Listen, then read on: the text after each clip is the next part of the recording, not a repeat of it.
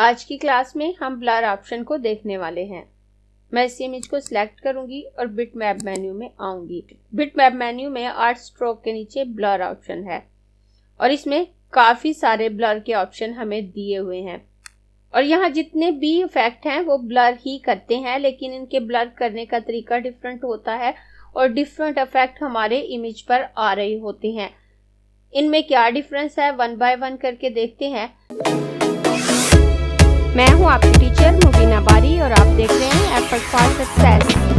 मज़ीद वीडियोस और अपडेट के लिए आप हमारी वेबसाइट विजिट कर सकते हैं। उसके अलावा आप हमें हमारे फेसबुक पेज पर भी फॉलो कर सकते हैं। इसमें सबसे पहले डायरेक्शनल स्मूथ है, लेकिन यहाँ मैं आपको थोड़ा सा बता दूं, इनमें से कुछ इफेक्ट ऐसे हैं जिनका इमेज पे काफी ज्यादा इफेक्ट हमें नजर आता है, काफी फर्क नजर आता है, लेकिन कुछ इफेक्ट ऐसे हैं जो इमेज पे बहुत ज्यादा इफेक्ट नहीं डालते।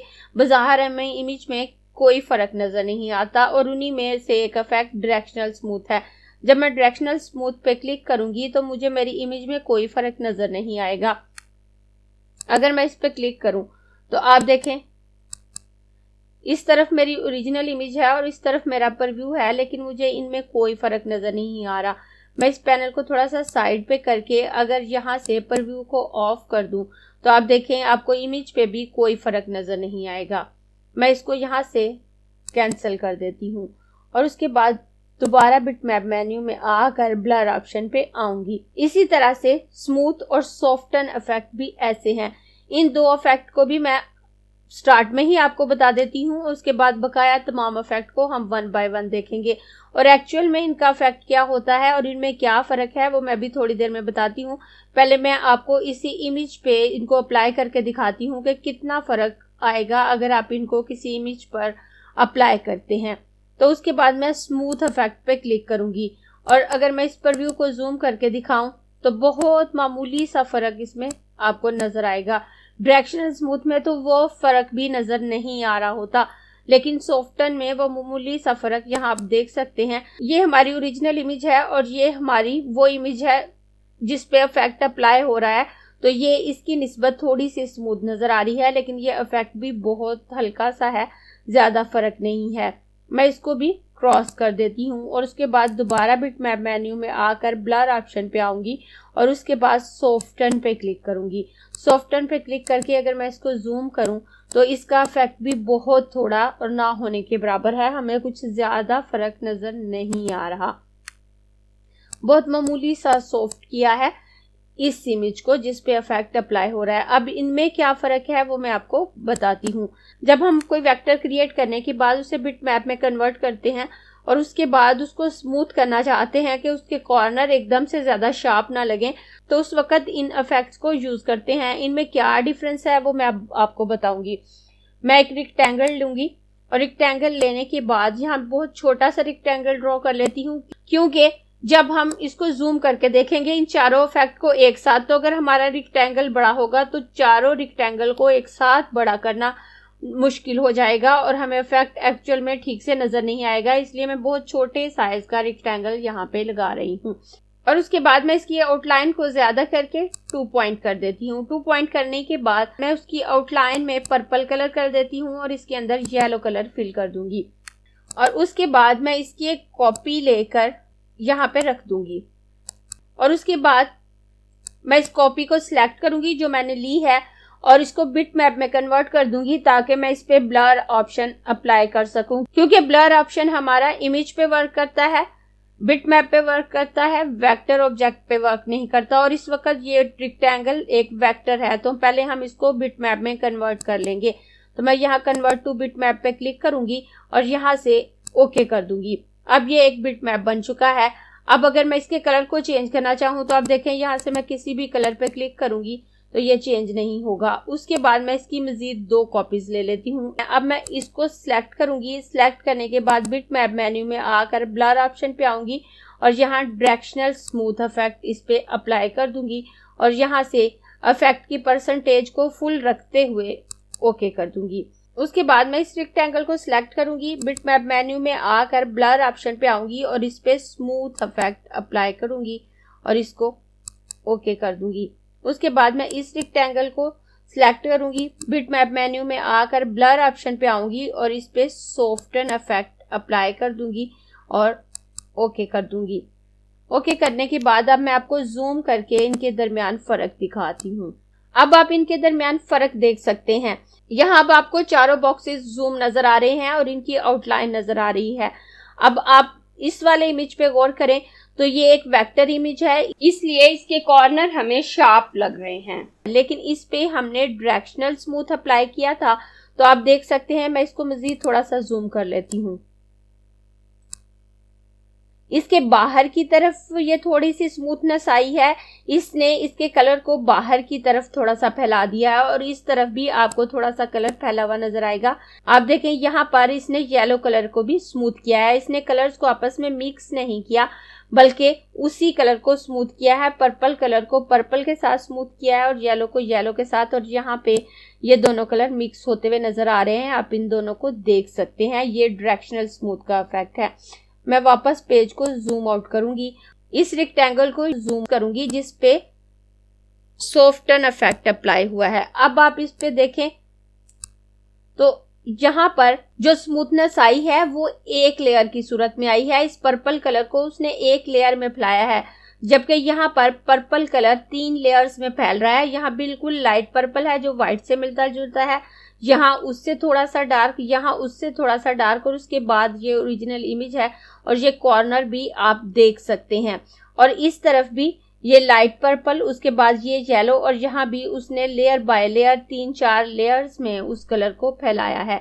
और उसके बाद यहाँ पर सॉफ्टन इफेक्ट है तो इसको उसने 2 लेयर्स में फैलाया है। यहाँ हमारे पास लाइट पर्पल और डार्क पर्पल और उसके बाद ओरिजिनल कलर है, और यहाँ पर येलो कलर और उसके बाद येलो और पर्पल का मिक्स कलर और उसके बाद हमारा ओरिजिनल कलर है। ये यहाँ इमेज के कॉर्नर पे वर्क नहीं कर रहा होता, पिक्सेल्स के कॉर्नर पे वर्क कर रहा होता है। आपके इमेज के जितने भी पिक्सेल्स होते हैं उन तमाम पिक्सल को ये उसी तरह से थोड़ा सा फैला रहा होता है, उसके कलर को स्मूथ कर रहे होते हैं ये तीनों इफेक्ट। लेकिन स्मूथ करने का स्टाइल थोड़ा सा फर्क है, जैसे कि आप देख सकते हैं।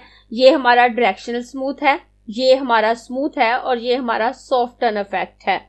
इन तीनों इफेक्ट को एक साथ मैंने स्टार्ट में इसलिए बता दिया ताकि इनमें जो थोड़ा सा फर्क है वो आप समझ सकें। और जब हम इन इफेक्ट को इमेज पे अप्लाई करते हैं तो बहुत मामूली सा फर्क आ रहा होता है जो बाहर हमें समझ नहीं आता। हमें ऐसा लगता है कि इमेज में कोई खास फर्क नहीं आया या कोई फर्क ही नहीं आया, लेकिन एक्चुअल में इसका फर्क आप देख सकते हैं। मैं अपने पेज को जूम आउट कर देती हूँ और उसके बाद अपने नेक्स्ट पेज पे आती हूँ। अब यहाँ मैंने एक इमेज ली है जिसमें जो गर्ल्स हमें नजर आ रही हैं, जो मॉडल हमें नजर आ रही हैं, उनके फेस पे काफी सारे पिंपल्स हैं, उनका फेस क्लियर नहीं है। तो ये मैंने ऐसे इमेज क्यों ली है, ताकि मैं आपको अपना नेक्स्ट इफेक्ट समझा सकूं। मैं इस इमेज को सिलेक्ट करूंगी, बिटमैप मेन्यू में आकर ब्लर ऑप्शन पे आऊं तो डायरेक्शनल स्मूथ के नीचे एक गशियन ब्लर है। गशियन ब्लर को हम बहुत ज्यादा इस्तेमाल करते हैं और मुख्तलिफ जगहों पे मुख्तलिफ तरह से हम इसको इस्तेमाल करते हुए खूबसूरत इफेक्ट क्रिएट कर सकते हैं। अभी हम इसी को देखने वाले हैं। अगर हम इमेज के हवाले से देखें तो अगर फेस पे कुछ इम्प्योरिटीज मौजूद होती हैं या आपके इमेज में कुछ इम्प्योरिटीज मौजूद होती हैं तो उसको क्लियर करने के लिए भी हम इसको यूज कर सकते हैं। बहुत हाई लेवल पे इम्प्योरिटीज को क्लियर नहीं करता। अगर हम बहुत ज्यादा इसको इस्तेमाल करते हैं तो इमेज भी ब्लर होने लगती है, धुंधली होने लगती है। लेकिन अगर थोड़े बहुत प्रॉब्लम है तो वो इजीली सॉल्व हो जाते हैं। जितना प्रॉब्लम अभी इस इमेज पे मौजूद है उतना 100% क्लियर नहीं होता इससे, लेकिन अगर थोड़ा प्रॉब्लम है तो वो इजीली क्लियर हो जाता है। अभी मैं करके दिखाती हूँ। मैं यहाँ से गशियन ब्लर पे क्लिक करूंगी। क्लिक करने के बाद आप प्रीव्यू में देख सकते हैं, अगर मैं इसको ज्यादा करूँ तो ये हमारी ओरिजिनल इमेज है और इस तरफ हमारी प्रीव्यू वाली इमेज है कि अगर इफेक्ट अप्लाई करें तो इस तरह से इफेक्ट आएगा। अगर मैं उसको जूम करके दिखाऊं तो आपको इमेज भी थोड़ी धुंधली नजर आ रही है, उसके साथ साथ ये निशान भी कम नजर आ रहे हैं। हम इसके रेडियस को भी कम ज्यादा करके देख सकते हैं कि हमने इस इफेक्ट को कितना अप्लाई करना है। अगर मैं इसके रेडियस को थोड़ा सा कम करती हूँ तो आप देखें ये जो ब्लर हो रहा था ये कम हो गया, और अगर रेडियस को ज्यादा करती हूँ तो ये बहुत ज्यादा ब्लर हो गया। हमारी इमेज भी हमें ठीक से नजर नहीं आ रही। तो मैं वापस इसको कम कर देती हूँ। मैं इस वक्त 22 पिक्सल का ब्लर इस पे यूज कर रही हूँ और उसके बाद मैं यहाँ से इसको ओके कर दूंगी। तो अब आप देखें इस इमेज पर ब्लर अप्लाई हो चुका है। इमेज थोड़ी सी तो धुंधली हुई है लेकिन उतनी नहीं हुई कि खराब लगे, और उसके साथ साथ इसके पिंपल्स के निशान भी आपको कम नजर आ रहे हैं इस इमेज की निस्बत। अगर मैं दोनों को आपको जूम करके दिखाऊं तो आप वाज़ेह फर्क देख सकते हैं कि इसमें हमें कम निशान नजर आ रहे हैं, जबकि यहाँ पर निशान बहुत क्लियर हैं। अगर ऑलरेडी कम निशान होते तो वो 100% क्लियर हो जाते। अगर थोड़े से मार्क्स वगैरह हैं या कोई और थोड़ी सी प्रॉब्लम मौजूद है तो गॉसियन ब्लर को यूज करते हुए बहुत इजीली सॉल्व की जा सकती है। उसके अलावा भी हम इसको इस्तेमाल कर सकते हैं। मैं अपने पेज को जूम आउट कर देती हूँ और उसके बाद अपने नेक्स्ट पेज पे आती हूँ। तो यहाँ मैंने एक सर्कल क्रिएट किया है और उसमें रेड कलर फिल करके उसमें रेडियल ग्रेडियंट फिल किया है। रेडियल ग्रेडियंट कैसे फिल करना है वो मैं अपनी इंटरेक्टिव फिल टूल वाली क्लास में आपको डिटेल से बता चुकी हूँ। अगर आपने वो क्लास नहीं देखी तो आप देखकर सीख सकते हैं कि आप किस तरह ग्रेडियंट को अच्छे तरीके से फिल कर सकते हैं। यहाँ मैंने सिंपल ओवल शेप क्रिएट की है और इसमें ग्रे कलर फिल करके इसकी आउटलाइन को नन कर दिया है। आउटलाइन नन करने के बाद मैं इसको अब यहाँ पे रखूंगी। यहाँ पे रखने के बाद अब मैं इसमें गॉसियन ब्लर अप्लाई करते हुए इसको शैडो लुक दूंगी। जब मैं इसको शैडो लुक दूंगी तो हमारे ऊपर की जो बॉल है, जो सर्कल हमने क्रिएट किया है, वो हवा में उभरा हुआ नजर आएगा क्योंकि उसकी शैडो नीचे पड़ती हुई नजर आएगी। जब हम इस किस्म का कोई इमेज क्रिएट करते हैं जो हमें नजर आए कि वो हवा में उभरा हुआ है, इसके लिए जो हम शैडो क्रिएट करते हैं वो हम ड्रॉप शैडो टूल को यूज करते हुए नहीं करते, बल्कि गॉसियन ब्लर को यूज करते हुए क्रिएट करते हैं। मैं इसको सिलेक्ट करूंगी, बिट मैप मेन्यू में आकर कन्वर्ट टू बिट मैप पे क्लिक करूंगी और यहाँ से ओके कर दूंगी। अब ये बिट मैप में कन्वर्ट हो गया। उसके बाद मैं बिट मैप में आकर यहाँ से ब्लर ऑप्शन पे आकर गॉसियन ब्लर पे क्लिक करूंगी। क्लिक करने के बाद मैं यहाँ से प्रीव्यू विंडो ऑफ कर देती हूँ ताकि मुझे डायरेक्ट इस पे इफेक्ट नजर आ सके। और उसके बाद मैं देखूंगी कि मुझे इसमें कितना ब्लर ऐड करना है। जहाँ पे मुझे लगे कि ये बिल्कुल परफेक्ट है और मुझे इतना ही चाहिए था, वहां पे मैं इसको ओके कर देती हूँ। और यहाँ मुझे लग रहा है कि ये बिल्कुल ठीक है तो मैं यहाँ से इसको ओके कर दूंगी। अब आप देखें ये बॉल बिल्कुल वैसे लग रही है कि इसका शैडो नीचे आ रहा है, ये हवा में उछली हुई है, जबकि पहले ये ऐसी नहीं लग रही थी। मैं इसका फासला थोड़ा ज्यादा कर दूं तो ये और ऊंचाई पे लगेगी हमें। इस तरह से अगर हमने कोई शैडो क्रिएट करना हो तो हम इस तरह से भी कर सकते हैं गॉसियन ब्लर को यूज करते हुए। इसके अलावा हम गॉसियन ब्लर को यूज करते हुए लाइट इफेक्ट या न्यून इफेक्ट भी क्रिएट कर सकते हैं, जैसा अभी आप स्क्रीन पे देख पा रहे हैं। लाइट इफेक्ट की वीडियो मैं ऑलरेडी अपलोड कर चुकी हूँ। अगर आप इस किस्म का इफेक्ट क्रिएट करना सीखना चाहते हैं तो आप वो वीडियो देखकर सीख सकते हैं, मैं उसका लिंक दे दूंगी। उसके बाद मैं अपने नेक्स्ट पेज पे आ जाती हूँ और अपने इस इमेज को सिलेक्ट कर लूंगी। सिलेक्ट करने के बाद बिट मैप मेन्यू में आकर ब्लर ऑप्शन पे आऊंगी और ब्लर ऑप्शन पे आकर नेक्स्ट ऑप्शन हमारे पास जगी डिपेकल्स है। अगर मैं इस पे क्लिक करूं तो आप इसका इफेक्ट देख सकते हैं। इस इफेक्ट से हमारी इमेज किस कदर ज्यादा स्मूथ हो गई है। ऑलरेडी ये बहुत खूबसूरत इमेज है और मुकम्मल काम करने के बाद ही इसको अपलोड किया गया था। मैंने ये अनस्प्लैश से डाउनलोड की है, लेकिन उसके बावजूद आप देख सकते हैं जब हम इस इफेक्ट को अप्लाई कर रहे हैं हमारे इमेज की लुक कितनी स्मूथ हो गई है और वो बहुत खूबसूरत लग रहा है और उसकी कोई डिटेल मिस नहीं हुई, कुछ भी ब्लर नहीं हुआ। यानी कि इमेज पे गॉसियन ब्लर की बजाय ये इफेक्ट ज्यादा अच्छे से काम कर रहा होता है और ज्यादा खूबसूरत इफेक्ट क्रिएट कर रहा होता है। जैसे कि आप देख सकते हैं यहाँ पे किस कदर स्मूथनेस आ गई है। यहाँ सेटिंग के लिए हमें विड्थ और हाइट दी हुई है और यहाँ सिमेट्रिक है। अगर सिमेट्रिक पे चेक लगा होगा तो जैसे आप देखें मैं इस विड्थ को कम करूं तो मेरी हाइट खुद बहुत कम होकर 3 पे आ जाएगी क्योंकि यहाँ सिमेट्रिक पे चेक लगा हुआ है। और अगर मैं इस चेक को हटा देती हूँ और इसकी विड्थ ज्यादा करती हूँ तो आप देखें जस्ट विड्थ ज्यादा हुई है। और अगर मैं हाइट कम करती हूँ तो जस्ट हाइट कम होगी। लेकिन अगर मैं सिमेट्रिक पे चेक लगाती हूँ तो मेरी विड्थ और हाइट एक तरह से ही काम करेगी। अब अगर इस इफेक्ट को मैं अप्लाई करना चाहती हूँ तो मैं यहाँ से ओके कर दूंगी, अदरवाइज मैं इसको कैंसिल कर दूंगी। कैंसिल करने के बाद मैं बिट मैप मेन्यू में आकर ब्लर ऑप्शन पे आऊं तो इसके नीचे लो पास है। लो पास के ऑप्शन को जब हम इस्तेमाल करते हैं तो इससे इमेज ब्लर हो जाती है, जैसे कि आप यहाँ पे देख पा रहे हैं। इसके तमाम पिक्सल आपस में मिक्स हो रहे होते हैं। कैसे मिक्स हो रहे होते हैं, जैसे पहले मैंने आपको वेक्टर को बिटमैप में कन्वर्ट करके दिखाया था, यहाँ भी मैं आपको थोड़ा सा दिखा देती हूँ। यहाँ मैंने ऑलरेडी 3 कलर के रेक्टेंगल क्रिएट किए हैं और क्रिएट करने के बाद इनको ग्रुप करने के बाद इनकी कॉपीज ले ली हैं ताकि हमारा काम आसानी से हो जाए। अब मैं इसको सिलेक्ट करूंगी, बिटमैप मेन्यू में आकर कन्वर्ट टू बिटमैप पे क्लिक करके ओके करूं तो अब ये बिटमैप बन गया। उसके बाद बिटमैप मेन्यू में आकर ब्लर ऑप्शन पे आऊंगी और यहाँ से लो पास पे क्लिक करूंगी तो अब आप देखें ये काफी ज्यादा ब्लर हो रहे हैं, आपस में कलर मिक्स हो रहे हैं दोनों तरफ से। और यहाँ पर आप इसकी परसेंटेज को अगर कम करते हैं तो ये इफेक्ट कम हो जाएगा। मैं वापस 100% कर देती हूँ। अगर आप रेडियस कम करते हैं तो भी इफेक्ट कम हो रहा है, आप देख सकते हैं। मैं वापस रेडियस को भी ज्यादा कर देती हूँ और यहाँ से ओके कर दूंगी। ओके करने के बाद मैं इसको जूम करके आपको दिखाऊं।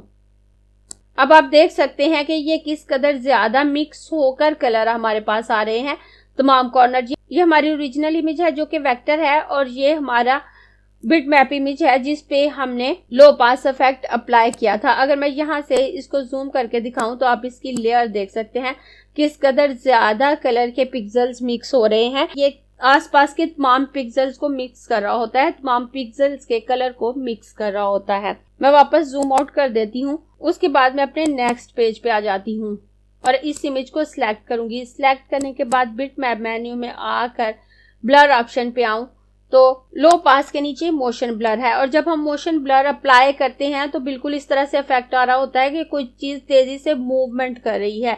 यहाँ मूवमेंट का इफेक्ट आ रहा होता है।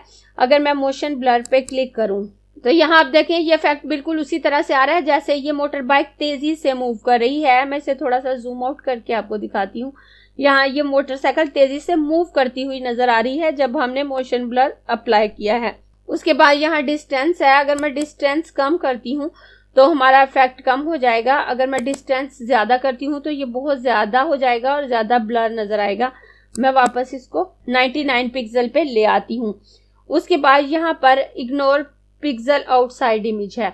अगर हम इस ऑप्शन को यूज करते हैं तो ये इमेज के आउटसाइड के पिक्सल को इग्नोर कर देगा। उसके बाद चूज पेपर कलर है। अगर हम इस पे क्लिक करेंगे तो इफेक्ट कुछ इस तरह से आएगा। उसके बाद सैंपल नियरेस्ट एज पिक्सल, इस पे क्लिक करें तो इफेक्ट कुछ इस तरह से होगा। हम यहाँ पे इग्नोर पिक्सल आउटसाइड पे चेक लगा देते हैं। उसके बाद यहाँ लाइट डायरेक्शन है।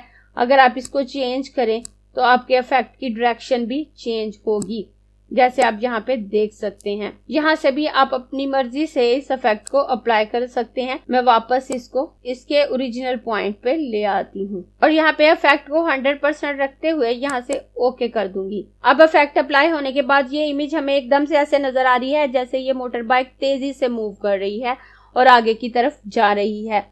उसके बाद मैं अपने नेक्स्ट पेज पे आ जाती हूँ। मैं इस इमेज को सिलेक्ट करूंगी। सिलेक्ट करने के बाद बिटमैप मेन्यू में आकर ब्लर ऑप्शन पे आऊं तो उसके बाद नीचे रेडियल ब्लर है। इससे ब्लर राउंड शेप में अप्लाई होता है। अगर मैं इस पे क्लिक करूं तो आप देखें ये इफेक्ट बिल्कुल इस तरह से राउंड शेप में इस पे अप्लाई हो रहा है। इस इफेक्ट को हम वेक्टर बनाकर और बैकग्राउंड बनाने के लिए भी यूज कर सकते हैं या किसी पर्सन के स्लीप का इफेक्ट देना हो कि वो सो रहा है और नींद में घूम रहा है या उसे चक्कर आ रहे हैं, कुछ इस किस्म का इफेक्ट क्रिएट करना हो तो भी हम इस इफेक्ट को यूज कर सकते हैं। और अगर हम इस इफेक्ट की अमाउंट को ज्यादा करते हैं, इस इफेक्ट के अप्लाई होने में थोड़ा टाइम लगता है, एकदम से अप्लाई नहीं होता। तब आप देखें ये बहुत ज्यादा लेवल पे घूम गया है। लेकिन मैं इसे वापस कम कर देती हूँ तब आप देखें वापस कम हो गया। यहाँ से आप अमाउंट कम ज्यादा करके देख सकते हैं। उसके अलावा जब आप पॉइंट सिलेक्ट नहीं करते तो ये इमेज के सेंटर पॉइंट को लेकर उसके इर्द गिर्द राउंड कर रहा होता है, उसके इर्द गिर्द ब्लर क्रिएट कर रहा होता है। लेकिन अगर आप खुद से कोई पॉइंट बताना चाहते हैं तो वो उसी पॉइंट को सेंटर मानते हुए इफेक्ट क्रिएट करेगा। अगर हम खुद से कोई पॉइंट बताना चाहते हैं तो आप इस प्लस आइकन पे क्लिक कर सकते हैं। मैं इस प्लस आइकन पे क्लिक करूं तो मेरे माउस का कर्सर इस तरह से हो जाएगा और उसके बाद मैं इसके फेस पे क्लिक करूंगी ताकि मैं इसके फेस के इर्द गिर्द ब्लर क्रिएट कर सकूं और इस गर्ल का फेस बिल्कुल क्लियर रहे। अब आप देख सकते हैं इसके फेस बिल्कुल क्लियर है और इसके फेस के चारों तरफ रेडियल ब्लर क्रिएट हो रहा है। और अगर आप इस इफेक्ट को अप्लाई करना चाहते हैं तो आप ओके कर सकते हैं। उसके बाद मैं अपने नेक्स्ट पेज पे आ जाती हूँ और नेक्स्ट पेज पे आने के बाद इस इमेज को सिलेक्ट करूंगी। इमेज को सिलेक्ट करने के बाद बिटमैप मेन्यू में आकर ब्लर ऑप्शन पे आऊं। उसके बाद जूम इफेक्ट है। जूम इफेक्ट से भी स्पीड इफेक्ट ही क्रिएट होता है। जब हमने मोशन ब्लर को यूज किया था तो उससे जो ब्लर क्रिएट होता है, जो मोशन या मूवमेंट का इफेक्ट क्रिएट होता है, वो राइट टू लेफ्ट होता है, जबकि जूम ऑप्शन से जो इफेक्ट क्रिएट होता है वो फ्रंट साइड की तरफ होता है, जैसे आगे की तरफ कोई चीज तेजी से मूव कर रही हो। अगर मैं इस पे क्लिक करूं तो आप देखें ये साइकिल तेजी से आगे को मूव करती हुई नजर आ रही है। और अगर मैं इस इफेक्ट को कम करती हूं, मैं इसे ज्यादा कम करके दिखाऊं, तो आप देखें ये मूवमेंट कम हो गई, ये हल्की स्पीड से आगे को जा रही है। और अगर मैं इसको बहुत ज्यादा करूं तो भी ये आगे जाती हुई मालूम होती है। अगर मैं डायरेक्ट इस इमेज पर इसका इफेक्ट देखना चाहूं तो मैं इस प्रीव्यू विंडो को ऑफ कर दूं तो डायरेक्ट मेरी इमेज पे इसका इफेक्ट मुझे नजर आएगा। तो अब आप देखें ये बिल्कुल ब्लर बहुत ज्यादा ऐड हो गया है और हमें कुछ भी क्लियर नजर नहीं आ रहा। इसलिए हम बहुत ज्यादा अमाउंट ऐड नहीं करेंगे, बल्कि उतने लेवल पे इस इफेक्ट को यूज करेंगे ताकि हमारी इमेज भी क्लियर रहे और स्पीड का इफेक्ट भी हमें नजर आता रहे। तो मैं इस अमाउंट को कम कर देती हूँ। तो अब आप देखें बिल्कुल ऐसे लग रहा है कि जैसे ये साइकिल सवार लड़का तेजी से आगे की तरफ जा रहा है। अगर हम इस अमाउंट को कम करें तो ये स्पीड कम नजर आएगी। उसके अलावा अगर हम पॉइंट बताना चाहें तो इस प्लस आइकन पे क्लिक करके पॉइंट बता सकते हैं। जैसे अगर मैं इस साइकिल सवार का पॉइंट बताती हूँ तो अब आप देखें इसकी इमेज क्लियर है, जबकि आसपास हमें चीजें तेजी से मूव करती हुई नजर आ रही हैं और हमें लग रहा है कि ये लड़का तेजी से आगे जा रहा है। इस तरह से आप इस ब्लर इफेक्ट को क्रिएट कर सकते हैं और इस पे अप्लाई कर सकते हैं। मैं फिलहाल इसे कैंसिल कर देती हूँ ताकि नेक्स्ट इफेक्ट आपको इसी इमेज पे समझा सकूं। तो मैं इसे कैंसिल कर दूंगी। उसके बाद मैं दोबारा बिटमैप मेन्यू में आकर ब्लर ऑप्शन पे आऊं तो इसका लास्ट ऑप्शन स्मार्ट ब्लर है। ये भी इमेज में मौजूद इम्प्योरिटीज को क्लियर करता है। अगर कुछ प्रॉब्लम है तो वो क्लियर हो जाते हैं। अगर मैं इस पे क्लिक करती हूँ और क्लिक करने के बाद यहाँ पर आपको थोड़ा जूम करके दिखाऊं तो आप देखें यहाँ ये जो छोटे छोटे डॉट्स से नजर आ रहे हैं, ये खड्डे से नजर आ रहे हैं, इस तरफ से क्लियर हो चुके हैं। ये जो रोड पे थोड़े थोड़े प्रॉब्लम हमें नजर आ रहे हैं वो इस तरफ क्लियर हो चुके हैं। अगर मैं जूम आउट करके आपको दिखाऊं तो आप देखें इस इमेज में यहाँ पर जो छोटे छोटे से डॉट्स आपको नजर आ रहे हैं इस तरफ से क्लियर हो चुके हैं। इससे भी हमारी इमेज पहले की निस्बत क्लियर और खूबसूरत हो जाती है। अगर मैं इसको ओके करूंगी तो ओके करने के बाद देखें इस रोड के कलर नीट नजर आ रहे हैं। आप इस जगह पे गौर करें, अभी यहाँ पे कलर नीट है। मैं कंट्रोल जी करके वापस आऊं तो यहाँ पे ये थोड़े से दाने दाने से हमें नजर आते हैं, जैसे कि रोड थोड़ी सी खराब हो रही हो। इसके साथ ही हमारा ब्लर ऑप्शन कंप्लीट होता है और आप खुद डिसाइड कर सकते हैं कि अपने इमेज के अकॉर्डिंग आपने किस ब्लर को यूज करना है और किस ब्लर को यूज करने से आपका काम ज्यादा अच्छा हो सकता है, ज्यादा प्रोफेशनल हो सकता है। अगर आपको ये क्लास पसंद आई है तो लाइक कीजिए, अपने दोस्तों के साथ शेयर भी कीजिए ताकि वो भी सीख सके। आप अपने क्वेश्चंस और व्यूज नीचे कमेंट बॉक्स में लिख सकते हैं। और अगर आपने चैनल सब्सक्राइब नहीं किया तो प्लीज सब्सक्राइब कीजिए ताकि आपको आने वाली वीडियोस का नोटिफिकेशन फौरन से मिल सके।